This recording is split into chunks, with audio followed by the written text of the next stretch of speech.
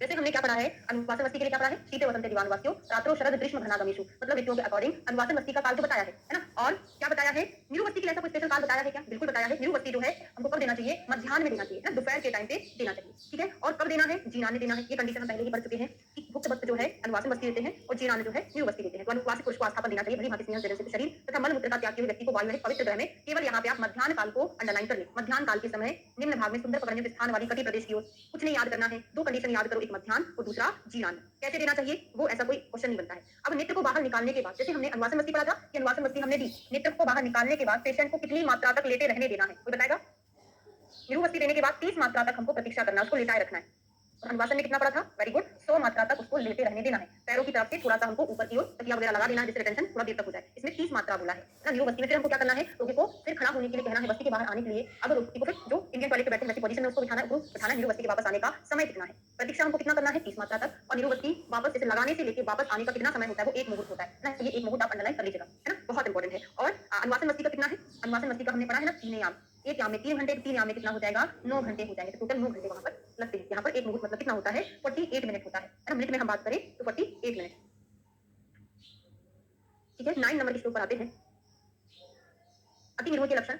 तो हमने जो पढ़ा था ना, रससंहिता पढ़ा था कि निरुवस्ती के अतियोग के लक्षण विरेचन के अतियोग की भांति हमको समझना, मतलब कपास से प्रत्यक्ष अनिल उत्था सुप्त अंग मध्य क्रम बना दिया, जो आपने पढ़ा था ना, वही है यहाँ पे भी। तो अति विरेचन के जिन लक्षणों का वर्णन हमने पहले किया है, वैसे हमको क्या समझना है, निरुवस्ती का अतियोग समझना चाहिए। तो निरोध का लक्षण क्या होगा, जो हम विरेचन में पढ़ते हैं ना, वैसा पहले विट निकलेगा, पित्त निकलेगा, कफ निकलेगा, अनिल निकलेगा, वही क्रम यहाँ पर रहता है, ठीक है। तो विट पित्त कफ वायवः करके आया है। जबकि रससंहिता में हमने क्या पढ़ा है, सम्यक विरेचन के लिए पढ़ा है विट पित्त कफ अनिलानाम, विट पित्त कफ अनिलानाम, ठीक है। यहाँ पे अनिल की जगह वायु आ गया, इतना टर्म आपको याद रखना है। पता चले यस्य क्रमेण गच्छन्ति विट पित्त कफ वायवः किसके लिए है, सम्यक विरेचन सम्यक निरोध, तो फिर कंफ्यूजन हो जाएगा। तो विरेचन में अनिल आया है, यहाँ पर वायवः आया है, मतलब एक ही है, टर्म तो थोड़ा सा अलग किया है। फिर क्या करना है, तो निरूढ़ के बाद फिर स्नान किया, पुरुष को भोजन कराना चाहिए। अनुवासन वस्ती भोजन की क्या व्यवस्था होती है, निरूढ़ में क्या व्यवस्था होती है, निरूढ़ तो ऐसा रहता है 48 मिनट तो बहुत कम है, आइडियली 5 से 10 मिनट में वापस आ जाती है। पेशेंट को थोड़ा सा 1-1.5 घंटा अपने को रेस्ट लेने देना है, उसके बाद उष्ण जल से स्नान करा देना है, उसके बाद भोजन करा देना है। लेकिन अनुवासन वस्ती में ये बोला है कि आपने आज सुबह वस्ती दी, आपको एक अन्न काल छोड़ के, मतलब शाम को खाना नहीं खाना है, फिर दूसरे अन्न काल पर भोजन देना, मतलब दूसरे दिन सुबह भोजन देना चाहिए। ये भोजन की व्यवस्था अनुवासन वस्ती के लिए है। हमने आपको ये कल बताया था, याद है सभी को, ठीक है। पित्त श्लेष्मा वात सिनुर व्यक्ति क्रमशः। अब क्या देना है हमको,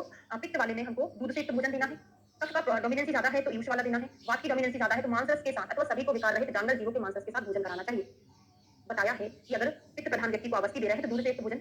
कफ वाले में यूष क्या करता है, लेखन करता है। दूध क्या करता है, पित्त का शमन करता है। मांस रस क्या करता है, वात की वृद्धि को शमन करता है ना, वात को शमन करता है मांस रस। या फिर अगर ये चीजें हमको नहीं मिला तो सभी को जानवर जीवों के मांस रस के साथ हमको भोजन देना चाहिए, ठीक है। और भोजन कितना देना चाहिए, ऐसा नहीं एकदम पूरा पेट भर के देना है। कैसा देना चाहिए, भोजन 3 हिस्सा अथवा आधा या अल्प मात्रा में न्यून होना चाहिए। भोजन किस मात्रा का विधान अग्नि और दोष के अनुसार करना चाहिए। क्या बोलना है, 3 हिस्सा, 3/4 या 1/4 या आधा, ऐसा हमको नहीं, 1/4 कहाँ लिखा, 1/4 नहीं लिखा, 3/4 3 हिस्सा अथवा आधा या अल्प मात्रा में देना, एकदम पेट भर के उसको भोजन नहीं कराना चाहिए, ठीक है।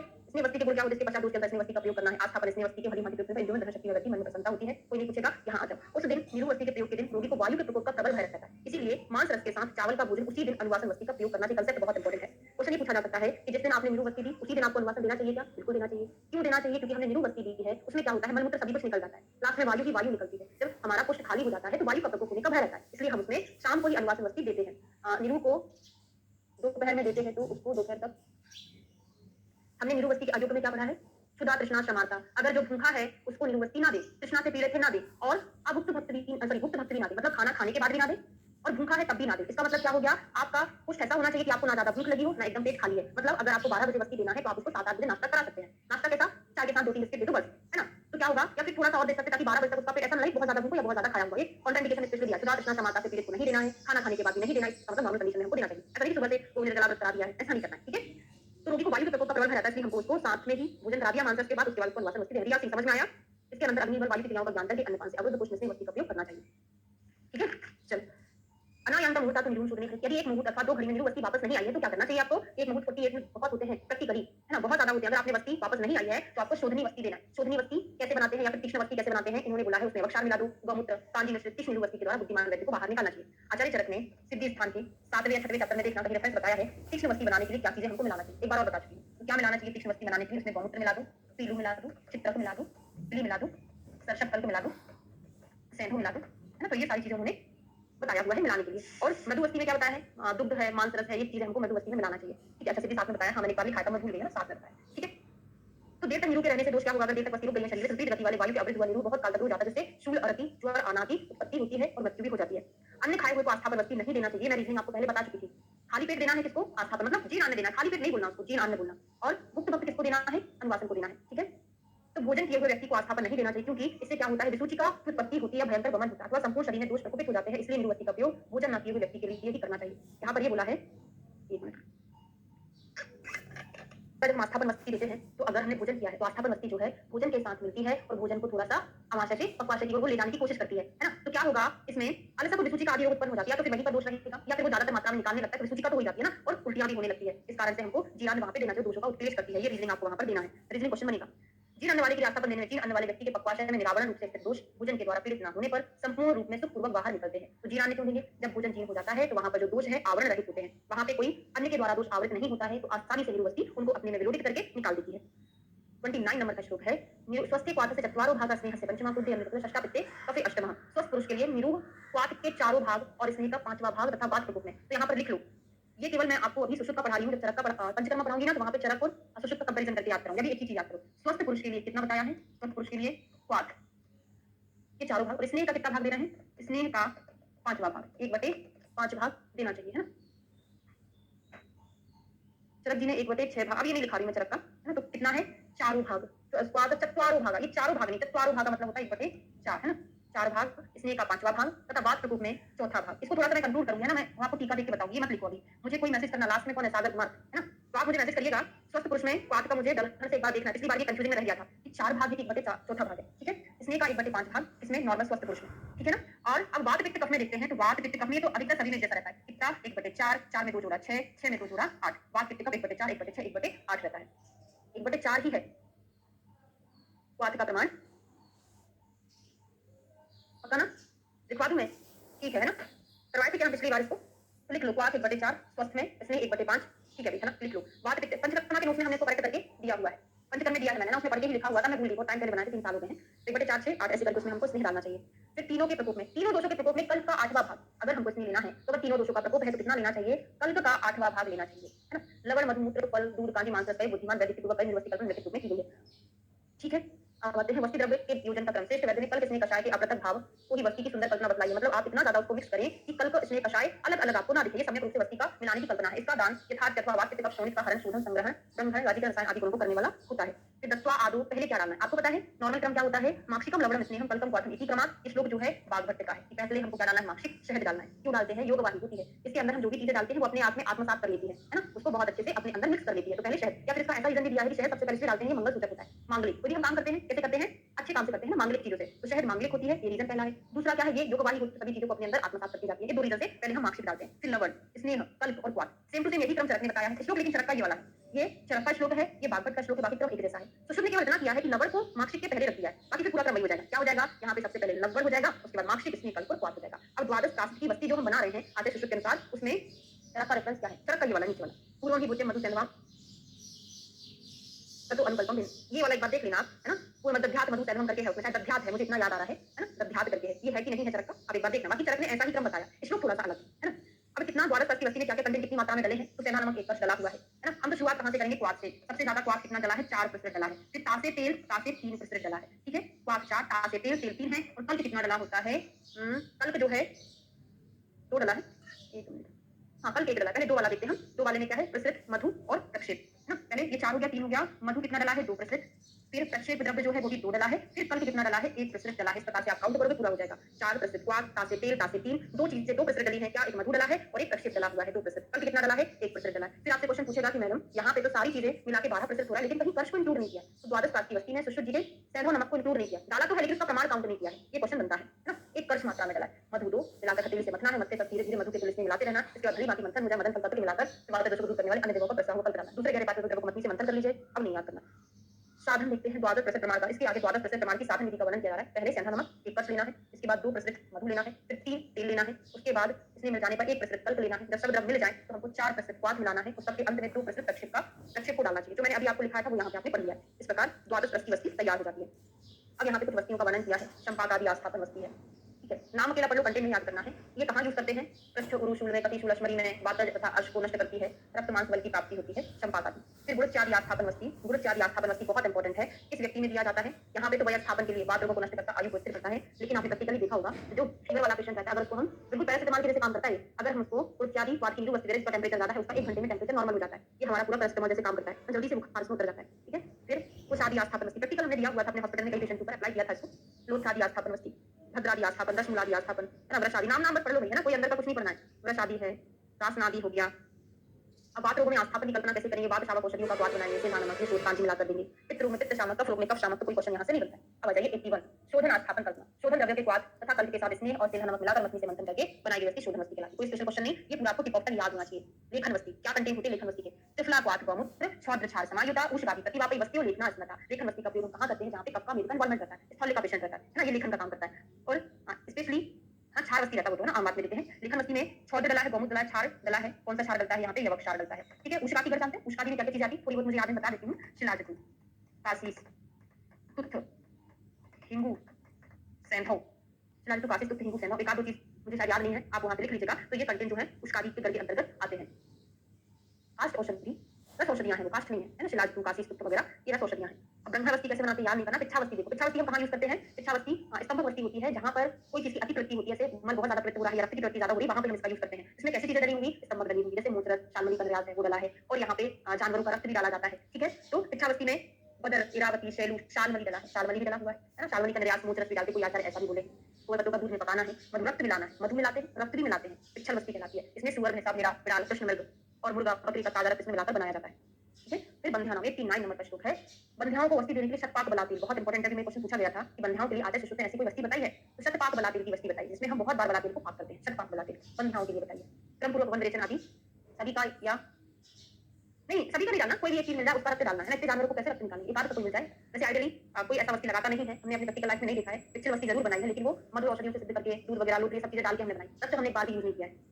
बड़े बड़े इंस्टीट्यूट में होता होगा है ना, हमारे यहाँ पे नहीं होता था। तो विरेचन से शुद्ध शरीर वाली बंध्या स्त्रियों को शतपाक तेल, बला तेल या तैवत स्नेह की वस्तियां देनी चाहिए।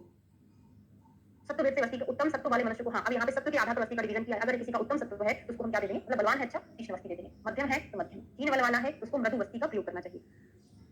ठीक है, तो दो इसी प्रकार हाँ, दोषों को उत्प्रेषित करने के लिए प्रथम हाँ अब 3 प्रकार की वस्तियां बताई हैं। आचार्य सुश्रुत ने भी बताया है, आचार्य बागभट ने बताया, लेकिन चरक ने ऐसा कुछ नहीं बताया। उन्होंने बोला 3 वस्ती देते हैं। पहले दोष उत्प्रेषण वस्ती, मतलब पहली वस्ती हम ऐसी देते हैं जो दोषों को उत्प्रेषित करे। दूसरी क्या करेंगे? शोधन वस्ती, उत्प्रेषित जो दोष हमने करा दिए थे, अब दूसरी वस्ती हम देंगे शोधन वस्ती देंगे। ठीक है, शोधन करा दिए, थोड़े बहुत दोष बचे होंगे, अब हम उसको तीसरी वस्ती जो देंगे शमन वस्ती देंगे। तो 3 वस्तियां कौन सी है? उत्प्रेषण वस्ती, मध्य में हम दूषण वस्ती देते हैं, उसके सबसे लास्ट में हम संशमनी वस्ती देते हैं, शमन वस्ती देते हैं। उच्चादि वस्ती ज्वर को कभी भी दे सकते हैं मैम, या फिर जीर्ण ज्वर में देना है।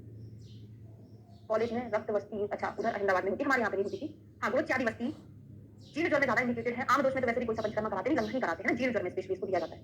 लंबे समय से जैसे पेशेंट तुरंत 1-2 दिन बुखार होता है तो आयुर्वेदा में तो नहीं आते, लंबे समय से जिनको बुखार है, उतर ही नहीं रहा है, मतलब उस दिन मरा बुखार लगा हुआ है, उस कंडीशन में ना अपने पास जो पेशेंट आते थे वैसे ही पेशेंट आते थे, महीने 2 महीने हो गए बुखार ठीक ही नहीं होता, कभी भी आ जाता है, उस कंडीशन में देना चाहिए। ठीक है, फिर माधुतैलिक वस्ती, स्पेशली बात क्या बोलते हैं, सुश्रुत का वर्णन है, बहुत इंपॉर्टेंट है। माधुतैलिक वस्ती का प्रयोग कहाँ करते हैं? किस व्याधि में करते हैं? किस प्रकार के पुरुषों में करते हैं? तुंद्रणानाम तत् समिशों में करते हैं, तुंद्रणानाम तत् समानानाम सुमहतामदी नारीणाम सुकुमार, मतलब ऐसे जो राजा के जैसे हैं ना, राजाओं तथा उनके तुल्य पुरुष, मतलब कुल मिलाकर सुकुमार व्यक्ति हैं, वैभवशाली स्त्री, सुकुमार तथा शिशु, वृद्धों को भी दोषों को हरण करने, बल बल को बढ़ाने के लिए माधुतैलिक वस्तियों का विधान संक्षेप में बताया जा रहा है। इन माधुतैलिक वस्तियों का प्रयोग काल में बहुत इंपॉर्टेंट है। ऐसी कौन सी वस्ती है जिसके प्रयोग काल में सवारी, मैथुन, भोजन, पान का निषेध नहीं किया? मतलब ये हम वस्ती दे रहे हैं, वो व्यक्ति अब घर जाके सवारी कर सकता है, मतलब घर जाने के लिए सवारी पे जा सकता है ना, मैथुन इंडिकेटेड है, खाना खा सकता है, पी सकता है, मतलब पानी पी सकता है, ऐसा पीने वाला पीना नहीं है उसको, मदिरा का निषेध होता है ना। तो सवारी, स्त्री सेवन, भोजन, पान का निषेध नहीं होता। कौन सी वस्ती है? माधुतैलिक। इनमें लाभ भी बहुत होता है और हानि होने की संभावना नहीं रहती है। इसका प्रयोग स्पेशली माधुतैलिक जो है मधुमेह के पेशेंट में इंडिकेटेड रहता है ना, क्रमिक का जो पेशेंट है वहां पे देते हैं।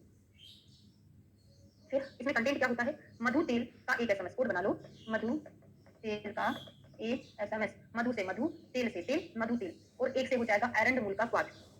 इस तरह वस्ती में भी हाँ बस बताने वाली हूँ, इसमें दोनों को कंपेयर करके बताऊंगी ना। तो मधु तेल के बराबर कितना डला है एरंडमूल का क्वाथ, मधु तेल के तुल्य डला है। तो देखो मधु तेल जैसे फॉर एग्जांपल इसको 20 ml लिया, इसको 20 ml लिया, टोटल कितना हो गया 40 ml, तो 40 ml हमको एरंडमूल का क्वाथ लेना चाहिए। जितना मधु तेल दोनों मिला के उतना प्रमाण में एरंडमूल का क्वाथ। और ऐसे हो जाएगा सौंफ, एम से हो जाएगा मदन फल, और ऐसे हो जाएगा सेंधा नमक। ठीक है, एसएमएस सौंफ, मदन फल, सेंधा नमक। सौंफ कितना डला है? आधा फल। आधा फल मतलब कितना होता है? 2 कश होता है। तो सौंफ जो है 2 कश, उसका आधा जो है सेंधा नमक डला 1 कश। जैसे नॉर्मल यूनिवर्सिटी में हम कितना डालते हैं? सेंधा नमक 1 कश ही डालते हैं। ठीक है, और मदन फल कितना है? 1 मदन फल को मथनी से मतलब मालदरी नामक वस्ती का सुकुश में प्रयोग करना चाहिए। इसी को किस वस्ती के नाम से जाना जाता है? पादहीन वस्ती के नाम से जाना जाता है। पादहीन वस्ती मतलब क्या होता है? मतलब एक पादकम, 12% की जो वस्ती होती है उसका एक पाव अगर हम कम कर दे, 1/4 कम कर दे, कितना हो जाएगा इसमें 9% बचेगा, 1/3 कम हो जाएगा, है ना। तो 9% की वस्ती कहलाती है। पावहीन एक पाव यहाँ से चला गया, ठीक है। अब युक्तरत वस्ती, ये स्पेशल जो वस्तियां हम पढ़ रहे हैं ना, ये भागवत में बताया लेकिन इतने अच्छे से उन्होंने वर्णन नहीं किया जितना सुश्रुत ने किया, है ना। युक्तरत वस्ती, पीएम को बचाना है तेरे एमएमएस भेजो, ऐसा कोई कोड बताएंगे सर, बताएंगे ना। पीएम को बचाना है तेरे एमएमएस भेजो, कंटेंट इंपॉर्टेंट है, लिख लो।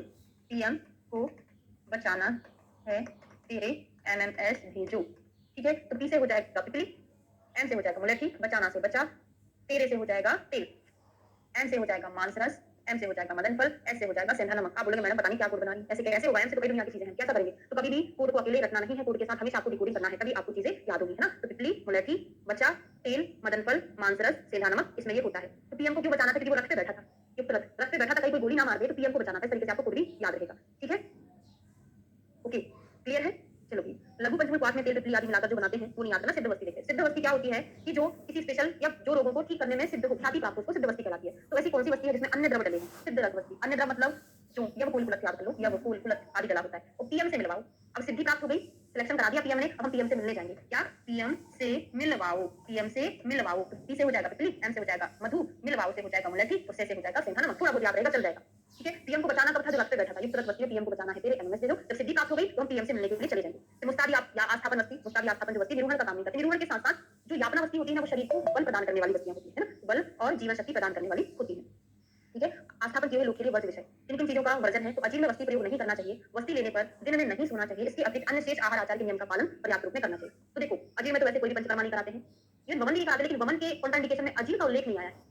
अजीर्ण में वमन कराते हैं तो कौन सा कराते हैं, सद्यो वमन कराते हैं, वहां पे पूर्व कर्म के बगैर। पूर्व कर्म मतलब स्नेहपान नहीं कराएंगे, विश्राम काल में स्नेह स्वेदन नहीं कराना है, केवल उसी दिन हमको डिसाइड करना है कि हमको इसको वमन कराना है। तो अजीर्ण में सारा ही पंचकर्मा बना रहता है, ठीक है। तो माधु तैलिक संज्ञाओं का विवरण, मधु तेल का, हाँ, अब मधु तैलिक को मधु तैलिक क्यों बोला है, क्योंकि इसमें मधु तेल का इन वस्तियों पर प्रधान रूप से प्रयोग होता है, इस कारण से इसको मधु तैलिक बोलते हैं। जड़े हुए रथ, हाथी, घोड़े की सवारी पर भी इस वस्ती के प्रयोग का निषेध नहीं है। मतलब ऐसा नहीं कि सवारी कर बैठा वहीं जाके वस्ती लगा दो, इसका मतलब ये नहीं है। उसका मतलब ये है कि आप वस्ती लगाने के बाद ये चीजें आप कर सकते हैं, या फिर आप इन चीजों पर बैठ के आए हुए हैं वस्ती लगवा सकते हैं, है ना। तो उसका मना नहीं होता, इसलिए इसको युक्त रथ वस्ती बोलते हैं, इसको युक्त रथ वस्ती को, क्योंकि इन सब चीजों का मना नहीं होता है। बलवन की वृद्धि सैकड़ों व्याधियों में सिद्धि प्रदान करने के कारण इसको सिद्ध वस्ती क्यों बोलते हैं, सिद्ध वस्ती, क्योंकि बलवन की वृद्धि सैकड़ों व्याधियों को ठीक करने में इसको सिद्धि प्राप्त होती है। अब माधु तैलिक वस्ती जो सुखी व्यक्ति है, मतलब प्रमेय वाले को जपते हैं, है ना, अल्प दोषयुक्त नित्य स्निग्ध रहने वाले मधु पुष्ट मनुष्य के लिए माधु तैलिक वस्ती का विधान किया गया है। माधु तैलिक वस्ती की श्रेष्ठता, इसमें मधु भी औषधि से युक्त पादहीन, मतलब 9 अथवा 6% मतलब आपको तो 9% प्रायोरिटी देना है। होने से संपूर्ण विधियों का पालन न करने से तथा एक वस्ती के द्वारा सिद्धि प्राप्त होने के कारण इसे सिद्ध वस्तियों में श्रेष्ठ समझा जाता है। क्वेश्चन ये पूछा जा सकता है कि सिद्ध वस्तियों में श्रेष्ठ क्या है माधु तैलिक। मैम ये सब सिनोनिम्स माधु तैलिक के ही है ना। हाँ माधु तैलिक के ही है, लेकिन माधु तैलिक नाम से आएगा तो हमको माधु तैलिक के ही कंटेंट बताने पड़ेंगे। सिद्ध वस्ती आएगा तो सिद्ध वस्ती के ही कंटेंट बताने पड़ेंगे, है ना। अलग अलग वस्तियां हैं, माधु तैलिक में स्पेशली मधु तेल डला होता है, ठीक है। आतुर उपद्रव चिकित्सा अध्याय 39 अध्याय, सेकंड लास्ट चैप्टर है हमारा। शुरू करते हैं, बहुत इंपॉर्टेंट है, प्रैक्टिकल पर्पस से इंपॉर्टेंट है, बहुत ज्यादा मतलब अप्लाई करना चाहिए आपको ये सारी चीजें। संशोधन किए हुए के अग्नि मान्यता प्रतिकार, स्नेहन वमन विरेचन रक्त मोक्षण निरूप वस्ती का सेवन करने वाले मनुष्य की रक्ताग्नि कैसी हो जाती, मंद हो जाती है। हमको पता है पंचकर्मा कराया, अग्नि मंद हो जाती है। अब क्या करना चाहिए, तो बगैर देखिए आप प्लान कर सकते हैं कि हमको यहाँ पर उनको संसर्जन क्रम फॉलो करवाना है। संसर्जन क्रम में क्या पेय आदि आहार देते हैं, जिससे क्या होता है, अग्नि दीप्त होती है ना। तो वह अग्नि अत्यधिक गुरु अन्नों के सेवन से, अगर हमने संसर्जन क्रम का पालन नहीं किया, पंचकर्मा कराया था, अगर हमने गुरु आहार का सेवन किया तो जो अग्नि इतनी सी तो थी, आहार इतना ज्यादा हैवी खा लोगे तो क्या होगा, बुझ जाएगी ना। जिस प्रकार बड़ी बड़ी बहुत अधिक लकड़ियों के द्वारा आच्छादित अल्प अग्नि बुझ जाती है, इसलिए हमको लघु आहार का सेवन करना चाहिए, ठीक है। अग्नि अल्प लघु अन्नों के सेवन से बढ़ती है, जिस प्रकार छोटी छोटी अल्प लकड़ियों के संयोग से अग्नि प्रज्वलित होती है। संशोधन में ऋत दोषों का प्रमाण, आपने संशोधन कराया, कितना प्रमाण निकलता है, तो हरण किए गए दोषों के प्रमाण के अनुसार मैम वस्ती के बाद तो संसर्जन क्रम बिल्कुल नहीं करते हैं। ये हम पंचकर्मा की बात कर रहे हैं पूरा ओवरऑल, स्नेहन वमन विरेचन आदि की बात कर, मतलब टोटल कुल मिलाकर वमन विरेचन की बात कर। निरूप वस्ती में संसर्जन का एक मिनट कंसेप्ट बता देती हूँ। यहाँ पे अग्नि को दीप्त करना मतलब संसर्जन नहीं होता, वो थ्योरेटिकल चीज है। क्या थ्योरेटिकल चीज है कि वमन विरेचन के बाद हम संसर्जन क्रम का पालन करते हैं, क्योंकि इसमें अमाशय में शो होता है ये प्रोसेस में, इसलिए इसमें अग्नि मंद हो जाती है। इस कारण से हमको संसर्जन क्रम पेयाबिलिटी आदि का पालन करना चाहिए। ये आपको शास्त्र में मिल जाएगा देखिए को। लेकिन निरूप वस्ती अनुवासन वस्ती के बाद संसर्जन क्रम का पालन नहीं करते, मतलब पेयाबिलिटी आदि का पालन नहीं करते, जो 7 दिन 5 दिन 3 दिन का बताया है, क्योंकि इसमें अमाशय में शो नहीं होता। इस कारण यहाँ पर अग्नि मंद नहीं, अग्नि मंद नहीं का मतलब ये ज्यादा मंद नहीं होती, बाकी अग्नि पर इफेक्ट पड़ता है, क्योंकि आपने जो अष्ट महादोषकर वर्ज्य भाव पड़े हैं, उच्च भाष्य में शोभमती चंद्रमण मास में अजीर्ण अहित भोज्य ऐसे करके जो 8 भाव पड़े हैं, वो पूरा पंचकर्मा के बाद निषेध है। ऐसा नहीं कि अनुवासन वस्ती के बाद निषेध है। तो यहाँ पर उन्हीं की बात कर रहा है स्पेशली कि आपको उन चीजों का सेवन नहीं करना है, अजीर्ण भोजन अहित भोजन ऐसा कुछ भी नहीं करना है। लिखा वाला चीज नहीं बोल रही मैं, संसर्जन में ओवरऑल बोल रही हूँ, उनका पालन तो आपको करना पड़ेगा, ठीक है। इसलिए यहाँ पे बोला है कि आस्थापन वस्ती लेने के बाद आपको 3/4 भोजन कराना है, या आधा भोजन कराना है, या अल्प मात्रा में कराना है, पूरा पेट भर के नहीं कराना है, ठीक है। संशोधन में प्रमाण जो होता है, इन्होंने सुश्रुत ने एक तो वमन विरेचन की अलग अलग मात्रा नहीं बताई कि वमन के लिए इतनी मात्रा खिला दो, विरेचन के लिए इतनी, उन्होंने एक जैसा बताया। स्वाद लेना है एक अंजलि ले लो, चूर्ण लेना है एक विदाल पदक ले लो, कल्क लेना है तो एक अक्ष ले लो। ये हमने संशोधन संशमनी अध्याय सूत्र स्थान पर 39 चैप्टर पढ़ा था। वहां पे वमन विरेचन का सेपरेशन नहीं किया था। यहाँ पर इन्होंने क्या बोला है, ऋत दोषों का प्रमाण कितना होना चाहिए ना, तो हम देख लेते हैं। तो यहाँ पर हरण के लिए एक प्रश्न आधा आड़क एक आड़क, मतलब एक प्रश्न क्या होगा कम मात्रा, फिर आधा आड़क, 2 प्रश्न कहलाता है, फिर 4 प्रश्न। आप प्रश्न में याद करो, लेकिन एग्जाम में क्वेश्चन ऐसा पूछा जाएगा, प्रश्न में नहीं पूछा जाएगा। एक प्रश्न एक का डबल 2 प्रश्न, प्रश्न नहीं है,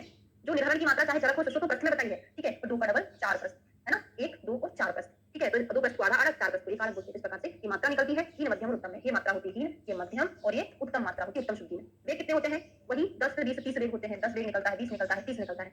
इनमें प्रश्न निर्माण निकृष्ट है, अर्ध आड़क मध्यम है तथा एक आड़क उत्तम है। प्रश्न प्रमाण दोषों के निर्धारण में अल्प चावलों से युक्त यवागु का सेवन कराना चाहिए। तो इन्होंने ऐसा स्पेशली संसर्जन क्रम बताया क्वेश्चन में।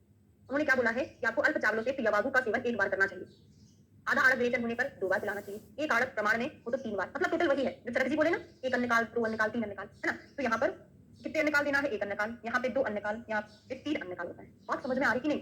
और ना भी आ रही हो ना तो टेंशन ना ले, मैं आपको पूरा चरक सिद्धि में बहुत अच्छे से पढ़ाऊंगी। पंचकर्मा अपन पढ़ेंगे वैसे, है ना।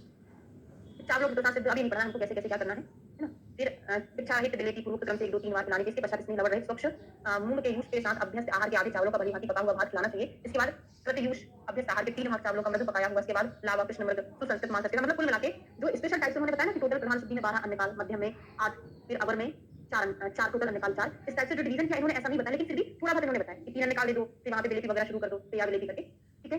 कंक्लूजन ये निकलता है जो यहाँ पर बताया है वो याद नहीं कर, उसमें संसर्जन क्रम होता है। केवल आपको इतना याद रखना है कि कितना प्रमाण में निकलता है। आपको संसर्जन क्रम चरक से ही याद करना है, ठीक है। केवल चरक का याद करेंगे।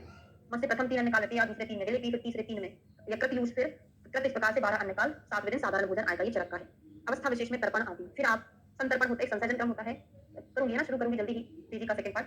तो अवस्था विशेष में क्या होता है कि संतर्पण कब करना है हमको, संसर्जन कब करना है। संतर्पण वहां करते हैं कफ पित्त का विशुद्धि अल्प होती है, कफ पित्त विशुद्धि अल्पे, मध्य पे वात पैत्ती के तर्पण आदि क्रम को याद आविष्ण भी चरक जी ने बताया है। जब कफ पित्त का शोधन सही से नहीं हुआ है, व्यक्ति मध्यपी है, वात पित्त प्रधान व्यक्ति है, तो आपको वहां पे संसर्जन ना करके संतर्पण करना है। तो यहाँ पर इसने तर्पण आदि बताया है। अब सेम वही है, कफ पित्त की अधिकता हो, मध्य पान करता हो, ठीक है, जिनका भली भांति शोधन नहीं हुआ हो, उन्हें पेया नहीं देना है। क्यों नहीं देना है? पेय आविष्ण होती है, शूतस्ता उत्पन्न करती, अतः उनके लिए तर्पण आदि क्रम का विधान है। तर्पण आदि कैसा होना चाहिए? जो बॉडी का संतर्पण करे, लेकिन ये लघु आहार होना चाहिए, लघु टाइप का। ये आपको अविष्ण नहीं लेना है, ठीक है। मानसिक विकारों का कुछ उपचार बताए हैं। ऋतु दोषों के प्रमाण में कुछ मतभेद होता है। तो दोषों के हरण से विरेचन का जो एक प्लस आधा आड़क एक आड़क प्रमाण बतलाया, उसे विरेचन के अंत में कफ का आगमन होने के कारण विरेचन क्रिया को जानने वाले नहीं मानते, ठीक है। ठीक है ना। उनके मत से विरेचन एक ही अंत में कफ का आगमन, इसके विरेचन का कोई दूसरा प्रमाण नहीं बताया है। अब बल विशेष में अन्य संसर्जन क्रम की विशेषता देखते हैं। त्रिविध बल का निर्देश 3 प्रकार के आहार क्रम अवस्था के बलवान मनुष्य को संसर्जन अन्य क्रम का सेवन 1 बार, मध्य वाले को 2 बार, दुर्बल वाले को 3 बार करना चाहिए। मंद मध्यम उत्तम वाले के आहार क्रम का विधान करते हुए पालन करना चाहिए। अब संसर्जन क्रम में रसों के आधार पर इन्होंने संसर्जन का पालन करने के लिए बोला है ना। तो क्या बोला है? रसों के क्रम से, तो अन्य संसर्जन के द्वारा बढ़ी हुई अग्नि में दोषों के प्रकोप से प्रथम पहले संसर्जन क्रम में हमको पहले किसका सेवन करना चाहिए? तो पहले हमको मधुर और तिक्त रस 15 लिख लो, इसमें याद नहीं होगा ये कभी भी, है ना। तो याद कर लो 15। मधुर जो है फर्स्ट नंबर पे आता है, तिक्त जो है 5 नंबर पे आता है, तो बोलेगा ना 15। तो पहले मधुर, तिक्त, फिर स्निग्ध को छोड़ दो कि गुण है वो। अम्ल लवण क्या होता है? 23, ये 2 है, ये 3 है। उसके बाद 4 उसके बाद में 2 3 4 अम्ल लवण कटु रस। फिर हमको क्या करना है? तीसरे बार में मधुर अम्ल, तो मधुर में 1 लिखो, अम्ल में कितना लिख दो? 2 लिख दो, ठीक है। मधुर अम्ल और लवण 1 2 3, फिर मधुर तिक्त रस, इसका 1 और 5 तथा इसमें वृक्ष द्रव्य को बदल कर एक रस के बाद उसके विपरीत सेवन करना चाहिए। ये क्वेश्चन ऐसे एक बार क्रम जमाने को पूछा था, ठीक है।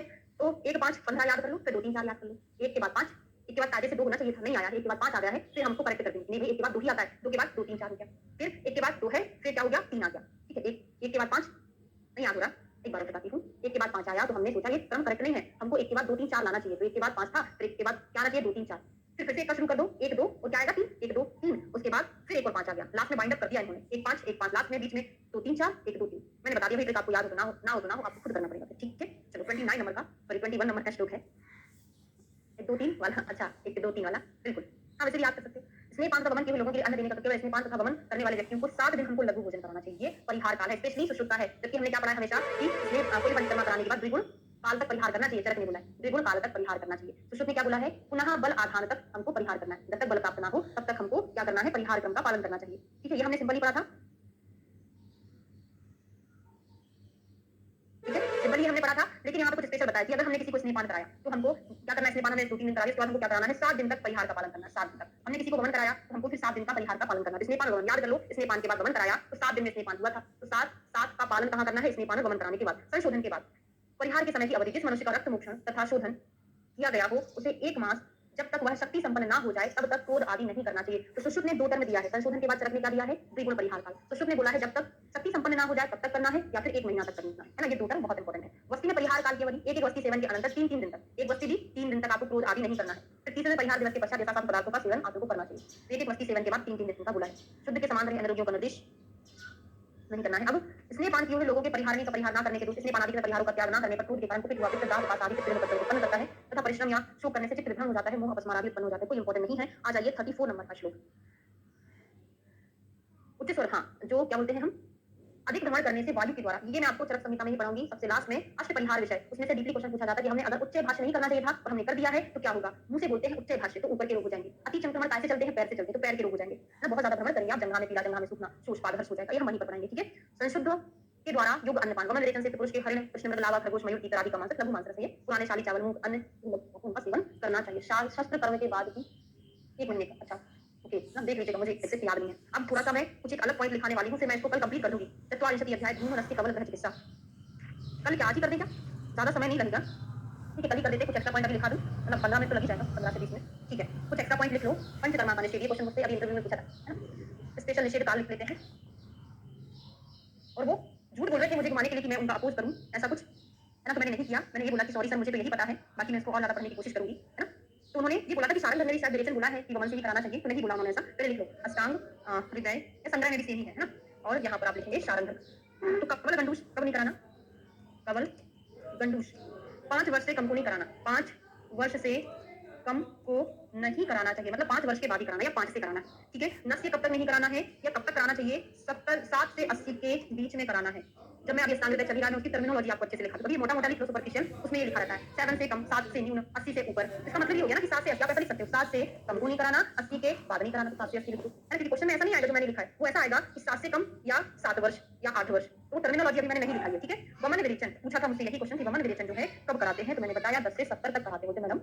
फिर काश्यप ने तो वमन बोला कि जन्म से कराते हैं, तो मैंने बोला कि भाई सब्जेक्ट वमन होता है, उसमें सेनोसर्जी का यूज करते हैं, तो क्लासिकल वमन नहीं होता है ना। तो वमन विरेचन 10 से 70 में ही कराना है।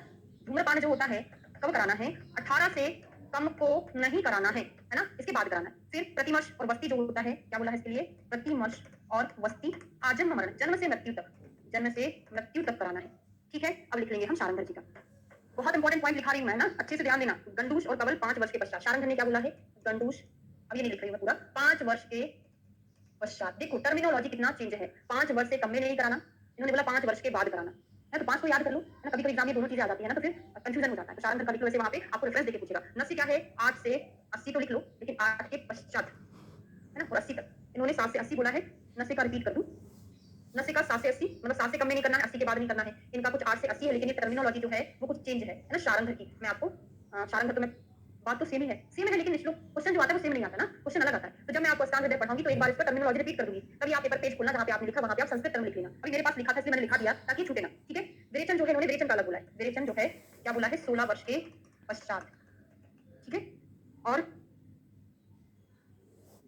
मैथुन 20 वर्ष के पश्चात, 20 वर्ष के पश्चात। धूम्रपान, धूम्रपान का थोड़ा अर्ली एज हो गया, 12 से 80, है ना। सौवीरांजन नित्य, सौवीरांजन जो है चरक जैसा है, सौवीरांजन क्या है, नित्य बोला इन्होंने, चरक के जैसा।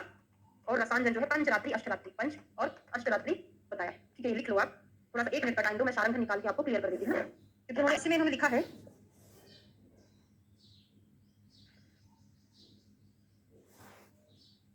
अब यहाँ पे नहीं मिल रहा, पता नहीं कहाँ लिखा है। मात्रा नस्य धारणे, ऐसा करने से प्रभाव नहीं पड़ता है, नस्य की शुद्धि के लक्षण लगता है मिल गया नहीं मिला है ना, पता इसलिए मुझे थोड़ा याद आ रहा है, ठीक है। मैं कल अभी देख लूंगी, फिर कल बता दूंगी, ओके ठीक। सुश्रुत चिकित्सा स्थान का सबसे लास्ट चैप्टर 40 शुरू करेंगे, और आज ही हम शारीरिक स्थान भी शुरू कर देंगे ना। का नाम याद रखेंगे, फर्स्ट चैप्टर का नाम क्या था, चिकित्सा स्थान का फर्स्ट चैप्टर। लास्ट क्या है, चतुर्विंशति अध्याय धूम नस्य कवल ग्रह, 3 चीजों के बारे में पढ़ेंगे। पंचकर्मा, अभी देखते हैं अगर सरकार सिलेबस जल्दी हो गया है तो सर पढ़ा देंगे, मेरा जल्दी हो जाएगा। धूम नस्य कवल ग्रह चिकित्सा मेरा जल्दी हो जाएगा तो मैं पढ़ा दूंगी। हाँ, द्विग्रहणी अध्याय, ओके फर्स्ट वाला। तो चतुर्विंशति धूम नस्य कवल ग्रह चिकित्सा, 3 चीजों के बारे में पढ़ेंगे। धूम के 5 प्रकार कौन कौन से होते हैं, प्रायोगिक, स्नेहिक, विरेचनिक, कासंग और वमनीय, ये 5 प्रकार के धूम होते हैं ना। किस किसने बताए हैं, चरक ने 3 प्रकार के बताए हैं, कौन कौन सा, प्रसव, चरक के 3 है, प्रसव से क्या होगा, पा से हो जाएगा, प्रायोगिक सा से हो जाएगा, स्नेहिक पा से हो जाएगा, विरेचनिक। सुश्रुत के कितने हैं, 5 हैं, और शारंग घर के कितने हैं, शारंग घर के 6 होते हैं। कौन सा एक्स्ट्रा हो जाता है, क्या बोले, टोटल ना हो,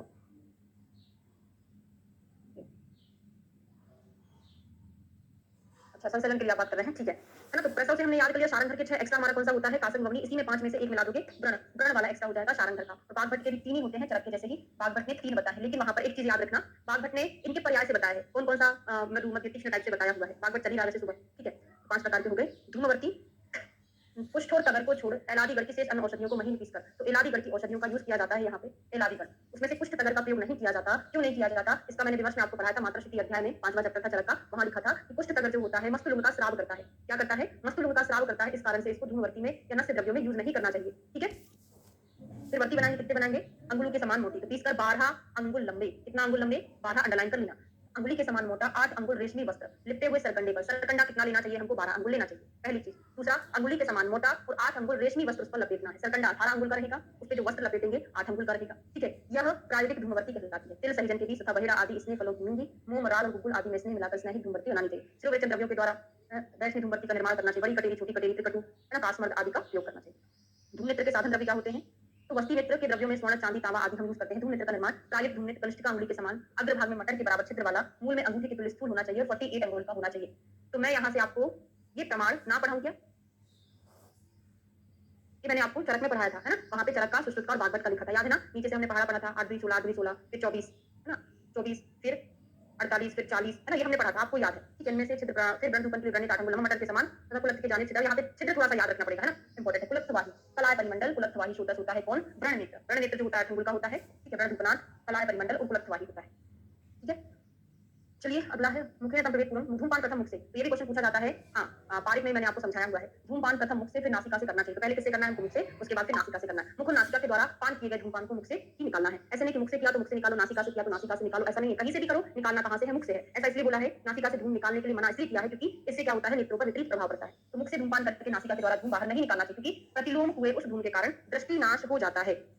ठीक है, अब यहाँ पे अलग अलग धूमपान को बोला है कि कहाँ से किसका धूमपान करना चाहिए। तो प्रायोगिक धूम विशेषकर नासिका के द्वारा ग्रहण करना। प्रायोगिक नासिका के द्वारा, स्नेहिक जो होता है मुख नासिका दोनों के द्वारा, वैरिष्णिक जो है नासिका के द्वारा, अन्य दोनों कासग्न और बमनी जो होता है मुख के द्वारा ग्रहण करना चाहिए। ठीक है, प्रायोगिक, स्नेहिक, वैरिष्णिक, कासग्न और बमनीय। अब इनको मुख के द्वारा ग्रहण करते हैं। देखो, खांसी हमको आती है, मुख से आती है ना, वमन हमको होता है वही मुख से होता है। तो कासग्न बमनीय जो है मुख से करेंगे। ठीक है, फिर एक देखो स्नेहिक, दोनों से, मुख मुख नासा दोनों से। कैसे याद रहेगा?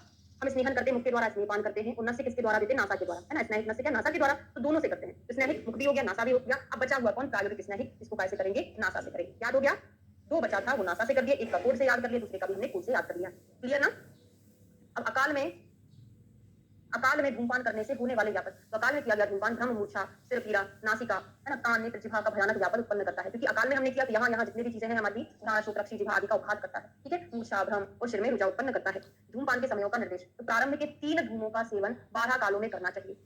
छींक, जो 12 काल बताए हैं प्रारंभ के, 12 काल कौन कौन से होते हैं? तो छींक, दंत प्रसारण, स्नान, भोजन, निवास, मैथुन, सर्दी, मूत्र त्याग, हसना, शस्त्र कर्म के पश्चात धूम सेवन करना चाहिए। यह विभाग इस प्रकार है। मूत्र त्याग, छींक, हसना, मैथुन के अंत में स्नेहिक धूमपान। कौन कौन से हैं? 1 2 3 4 5। 5 काल जो है वैरिचनिक में, स्नान, छवि, दिवा, स्वप्न के अंत में कौन सा करना है? वैरिचनिक। तो 3 चीजें वैरिचनिक में, और दंत प्रक्षालन, स्नान, भोजन, शस्त्र कर्म के बाद प्रायोगिक। तो यहाँ पे 4 हो गए, 5 6 7 8 9 10 11 12। अब याद करा दीजिए, क्वेश्चन पूछा जाता है। देखो, वैरिचनिक नस्य जो होता है 3 चीजों की बात करा रहे हैं, स्नान, सर्दी और दिवा, स्वप्न। ठीक है, सबसे छोटा चीज हमको लगता है पहले याद करना चाहिए। तो देखो क्या होता है वैरिचन के बाद, मतलब क्या है? पहले मलमूत्र का त्याग करने के बाद नहाते हैं ना, ऐसे करते हैं ना स्नान। लेकिन यहाँ पर 2 जगह आया है, एक यहाँ पर भी आया है और एक प्रायोगिक में भी आया। ठीक है, फिर क्या करेंगे? खाना खाते, मतलब सर्दी हो जाती है। खाना, भोजन नहीं लिखना है यहाँ पे, भोजन तो यहाँ पर है। इसमें दोनों को कुलित करके आपको याद करा दी है ना। और दिन में सोकर उठे हम, जैसे सुबह सोकर हम उठे तो नहाते ही है पहले, तो सोने के बाद नहाया और अच्छा खाना नहीं मिला तो उल्टी कर दिया, है ना। तो उल्टी करना ही क्या है? विरेचन है ना। क्यों विरेचन है? वो भी अम्बा शरीर मल विरेचनाथ, विरेचन संज्ञा लगती, कहीं से भी हो विरेचन ही कहलाता है। तो सोने के बाद हमने नहाया और छर्दी कर दिया, उल्टी कर दिया, इनके बाद हमको वैरिचनिक देना है। 4 और याद कर लो, बाकी का जो भी होगा वो कहाँ पर रहेगा? स्नेहिक में रहेगा। ठीक है, तो क्या है? दांत को हमने पहले धोया, दंत प्रक्षालन, सुबह उठे ब्रश किया, दंत प्रक्षालन कर लिया, फिर नहा लिया, फिर खाना खा लिया, फिर अपनी ड्यूटी के लिए चले गए, शस्त्र कर्म का प्रयोग करने के लिए चले गए। तो 3 4 याद हो जाएगा, हो गया ना। ब्रश किया, नहाया, खाना खाया, शस्त्र कर्म करने के लिए हॉस्पिटल चले गए, वो हमारा ही प्रयोग है। ठीक है, बाकी का बचा हुआ सारा इसमें स्नेहिक करते हैं। यहाँ पे कुल मिला के अधारणी वेग जैसे ही है, जिनका सेवन करने से वायु का प्रकोप हो जाता है, जिसके कारण हम स्नेह का प्रयोग करते हैं, है ना। मूत्र त्याग, मूत्र अधारणी वेग में आता है। छवथु, हसना, कुछ धारणी वेग भी है, हसना, क्रोध वगैरह, मैथुन, है ना। इनमें हम क्या करेंगे? स्नेहिक करेंगे। याद करना है, बहुत इंपॉर्टेंट है। धूमपान के क्या गुण होते हैं? तो प्रसन्न इंद्रिय, वाक, मना, दृढ़ केश भी बहुत अच्छे कर देता है। ठीक है, बालों भी अच्छा रहता है, सुगंधित निर्मल लगता है। धूम के, हाँ, इसके अतिरिक्त धूम सेवन करने वाले को क्या हो जाता है? कास, अरोचक, मुख में लिपासा मालूम पड़ता है, स्वरभेद मुख से, लार बहना, चीख बहना अकस्मात, मनस्तमी, सारे रोग यहाँ पर नहीं होते हैं। धूम के योग, अतियोग के लक्षण। तो तत्र योगो रोगोपशमन। सम्यक योग में क्या होगा? जिस रोग के लिए हम कर रहे थे उसका शमन हो जाएगा। अयोग में क्या होगा? रोग अप्रशमन। रोग प्रशमन सम्यक योग का है, अयोग का अप्रशमन रहेगा। और अतियोग में क्या रहेगा? ज्यादा धूमपान करने से पित्त का प्रकोप हो जाता है, तो पित्त के जैसे लक्षण मिलेंगे, तालु, गलशोष, परिदाह, पिपासा, मूर्छा, भ्रम, मद, कर्णशूल, दृष्टि नाश होता है। ठीक है, दौर्बल्य आदि अतियोग के लक्षण है। और प्रायोगिक धूमपान को पीने की क्या मर्यादा है? वो 3 घूंट में टोटल 9 घूंट पीना है। सभी को पता है। मुख नासिका से 3 उच्छ्वास प्रायोगिक धूम का पान करना चाहिए तथा इस परिपाटी को 3 या 4 बार दोहराना चाहिए। अश्रु निकलने तक स्नेह दूध तथा विकृत कफ के आने तक वैरिचनिक धूम का सेवन करना चाहिए। इंपॉर्टेंट है। हमको स्नेहिक का प्रयोग कब तक करना चाहिए, जब तक आंसू ना निकल आए। तो अश्रु निकलने तक स्नेहिक और कफ निकलने तक वैरिचनिक, कफ को आने तक हमको वैरिचनिक से करना है। तिल और तंडुल की यवागु पिलाकर बमनी धूम पिलाना चाहिए और ग्रासों के मध्य में कासक धूम का प्रयोग करना चाहिए। बहुत इंपॉर्टेंट है। अश्रु निकलने तक हमको क्या करना है, स्नेहिक धूमपान करना है। कफ निकलने तक वैरिचनिक करना है। और बमनी मतलब हमको गमन कराना है, तो कैसे कराओगे, तिल तंडुल की यवागु पिलाकर बमनी धूमपान, यवागु पिलाई फिर धूमपान कराओगे, उल्टी हो जाएगी, है ना। और कासक में जब खांसी आती है तो हम औषधि बार-बार देते हैं ना, मुंह करके बताया है, तो कासक में धूमपान जो है ग्रासों के मध्य में हमको देना चाहिए। ठीक है। अब नेक्स्ट आता है नस्य, ब्रह धूपन की विधि। श्राव संपूर्ण में बंद धूम को नेत्र के द्वारा ब्रण में पहुंचाना चाहिए। ब्रह धूपन से वेदना की शांति, ब्रण में निर्मलता और श्राव का शमन होता है। नस्य के लक्षण और उसके भेद। धूमपान विधि का संक्षिप्त वर्णन हो गया है, अब आते हैं नस्य। आपसे सिंपली क्वेश्चन पूछे, नस्य के प्रकार कितने होते हैं, आचार्य चरक के अकॉर्डिंग अटेम्प्ट करोगे कितने होते हैं, 5। कौन-कौन से होते हैं, एनएडी, टीटी, नावन, अवपीड़, धमापन, धूमर, प्रतिमस। लिख लो, एन फॉर नावन, ए फॉर अवपीड़, डी फॉर धमापन, डी फॉर धूम, टी फॉर प्रतिमश, नावन, अवपीड़, धमापन, धूमर, प्रतिमश। ठीक है। इनका ब्रॉडली इन्होंने दो तरीके से डिवाइड किया है, तो हम शिरोविरेचन और स्नेहन, दो प्रकार का कौन सा होता है, एक शिरोविरेचन होता है, दूसरा स्नेहन होता है। इन द्विविध नस्य को फिर भी हाँ नॉट एनी डिफेक्ट डी करके हमने याद किया था। अच्छा, द्विविध नस्य भी 5 भागों में व्यक्त किया है, नस्य और शिरोविरेचन, है ना। तो नस्य, शिरोविरेचन, स्नेहन, ये द्विविध नस्य 5 प्रकार से, नस्य, शिरोविरेचन, प्रतिमश, अवपीड़ और प्रथमश। देखो जो दो तरीके से डिवाइड किया, फर्स्ट प्रायोरिटी आप उसको देंगे, सुश्रुत का, शिरोविरेचन और स्नेहन। फिर इनको 5 से किया है, इनका एनएडी टीपी था, इनका एनएस पीएपी है, एनएस पीएपी। एन फॉर नावन नहीं है, इनका एन फॉर क्या हो जाएगा, नस्य, एस फॉर क्या हो जाएगा, शिरोविरेचन, टी फॉर प्रतिमश उनका भी है, ए फॉर अवपीड़न उनका भी है, टी फॉर प्रथमन, जो सुश्रुत का प्रथमन है उसकी जगह चरक जी ने क्या बोल दिया, धमापन बोल दिया। दोनों का मीनिंग एक ही चीज है, सेम मीनिंग है, धमापन इनका प्रथमन, बाकी वहां पे इन्होंने नस्य नाम दे दिया, एन से वहां पे उन्होंने नावन दे दिया, इतना सा डिफरेंट है, बाकी सब कुछ सेम है। ठीक है। अब यहाँ पे ये चीजें पढ़ने की जरूरत नहीं है, इनको किस प्रकार से शिरोविरेचन के अयुग्म कौन है ना, जिनको सिर के रोग है, उन्हें शत्रुगत रोग है, क्रमिपति जापस मार्गन ज्ञान का नाश हो जाए, स्नेही वैष्णव नस्यों का काल क्या होता है। तो इन द्विविध नस्यों का प्रयोग भोजन के समय बिना खाए हुए तथा श्लेष्मा के रोगियों के लिए पूर्वाह्न में, पित्त के रोग के लिए मध्याह्न में, वातज रोगों के लिए अपराह्न में करना चाहिए। तो स्नेही को शिरोवैष्णव नस्य जो हम अभी पढ़ के आए हैं, धूमपान तो हमने पढ़ लिया था, कब करना है, आसन में बमनी कब करना, लेकिन स्नेही वैष्णव नस्य कब करना चाहिए, तो भोजन के समय बिना खाए हुए। हमने खाना, भूख लगी हमको, है ना, सुबह उठे थे 10-11 बजे, भूख लगाई है, उधर देना, लेकिन खाना नहीं खिलाना है। भोजन के समय बिना खाए हुए तथा श्लेष्मा के रोगियों के लिए सुबह देना है, श्लेष्मा में सुबह, पित्त में मध्याह्न में, वातज रोगों के लिए अपराह्न में देना है। ठीक है। नस्यदान की विधि क्या होती है, बादल वाले स्वच्छ आकाश के समय शिरोविरेचन के मल मूत्र का त्याग और अल्प भोजन तथा दंत धावन। आप बोलोगे मैडम अभी तो आपने बता दिया है कि हमको बिना खाए देना, आपने आस्थापन वस्तु के कॉन्ट्राइंडिकेशन में ये पढ़ा था, क्षुधा तृष्णा समारता और भुक्त भक्त, खाना खाने के बाद भी नहीं देना है, ज्यादा भूख में भी नहीं देना। सेम यही कंडीशन आप नस्य के कॉन्ट्राइंडिकेशन में पढ़ते हो, भुक्त भक्त में नहीं देना है और क्षुधा तृष्णा समारता में नहीं देना। इसका मतलब क्या हो गया, आपने थोड़ा बहुत हल्का सा नाश्ता किया है, आपका वो भोजन पच गया है, लेकिन आपको अभी भूख नहीं लगी है। पचने के बहुत देर बाद भूख लगती है ना, अभी पच गया लेकिन भूख नहीं लगी है, इसलिए यहाँ पे ऐसा बोला है, क्या बोला है, अल्प भोजन कराते। दंत धावन, धूमपान, मुख को शुद्ध करना है, फिर हथेली से जो करना है वो ठीक है ना। हमको क्या करना है, बाएं हाथ की प्रदेश, लेफ्ट हैंड की प्रदेश में, ये इसे हमको नासिका का टिप ऊंचा करना है और स्वच्छ नासारंध्र में शरीर के द्वारा तपाई जो चीजों से देना उसे आपको नस्य देना चाहिए। ठीक है। नासिका रंध्रों में स्नेह सिंचन करना, आदर को सिर नहीं हिलाना है, को नहीं करना, बोलना, सीखना और हंसना हमको नहीं चाहिए। स्नेहिक नस्य का प्रमाण, ये सारा कुछ काला में पढ़ने को मिलने वाला है, सभी का प्रमाण कितना कितना होता है। तो प्रमाण स्नेहिक के 3 प्रमाण पढ़ रहे हैं हम, अगर मतलब हीन मात्रा, मध्यम मात्रा और उत्तम मात्रा। तो हीन मात्रा कितना होता है, 8 बिंदु, 8 बिंदु, और प्रथम मात्रा है द्वितीय शुक्ति मात्रा, दूसरी मात्रा शुक्ति है, तीसरी मात्रा क्या है, पाणी शुक्ति है ना। तो क्या है, 8 बिंदु, शुक्ति, पाणी शुक्ति। शुक्ति का मतलब होता है 32 और यहाँ पे पाणी शुक्ति 64। यहाँ पे 8 16 32 मत करना, पिछली बार कोई वॉल्यूम था हमारा शाला का शायद गलत प्रिंट हो गया था, तो हमने नए वाले में करेक्ट किया है, तो आप लोग कर लीजिएगा, 8 32 और 64 64, या तो शुक्ति पाणी शुक्ति मात्रा बोलते हैं। ठीक है। स्नेहिक नस्य के पश्चात क्या कर्म करना चाहिए, नहीं पढ़ना है, 33 करा चाहिए। नस्य के योग से सिर में लघुता, सुख से सोना, जागना, विकारों का शमन, इंद्रियों की शुद्धि और मानसिक शांति होती है। लाघवम सिरसो योगे स्वप्न प्रबोधनम, विकारों शमन, सुदृढ़ मनासुखम। पढ़ के समझ में आ रहा है कि लगभग आज नींद अच्छे से आने लग जाए, जो विकार है वो ठीक हो जाए और इंद्रियां शुद्ध हो जाए, वो क्या है, सम्यक है। और अति योग का क्या होता है, अति योग में क्या होगा, जो कफ था उसका बहुत ज्यादा मात्रा में प्रसेक होने लगेगा। बिंदु बूंद वही है, अष्ट बिंदु 8 बूंद सब सेम है, बिंदु प्रमाण वही है ना। वो कैसा होता है, केवल एक बूंद नहीं होता है। बिंदु प्रमाण बूंद मतलब होता है हमने अपनी अंगुली के 2 कोर को डुबाया, एक बार डुबाने पे जितना टपके वो एक बूंद है, भले वो 2 या 3 बार टपक जाए तब भी वो एक ही बूंद काउंट होता है ना। ये बूंद का क्राइटेरिया होता है। ठीक है। तो कफ का प्रसेक होगा,